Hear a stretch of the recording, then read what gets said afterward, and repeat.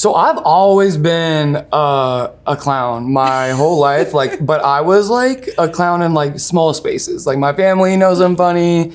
My classmates used to think that I was funny. I was voted class clown in high school. And then professionally, like I was funny in my pockets, like in the locker room and stuff like that, but I didn't really take my humor to television. And I showed up to training camp and Syd starts like dropping little tidbits like, hey, you could do TV, right? And I was like, oh, no, like I don't do TV. Like this comedy is just for like locker room stuff, like close friends, you get it. And she was like, yeah. A week later, hey, you could totally do TV. And I'm like, no, definitely never doing TV.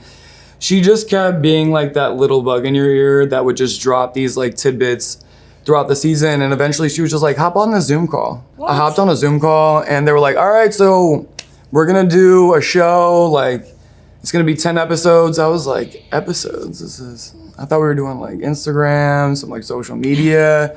And they're like, I like jokingly said, so how many minutes are these episodes?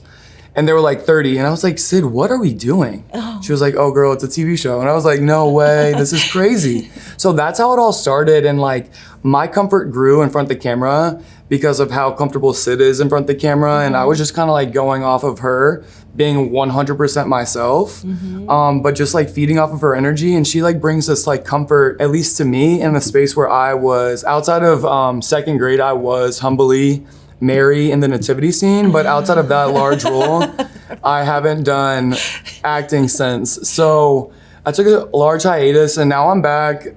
We've been doing some stuff, so it's been a lot of fun. I've also really enjoyed like acting and being in front of the camera and being like a personality.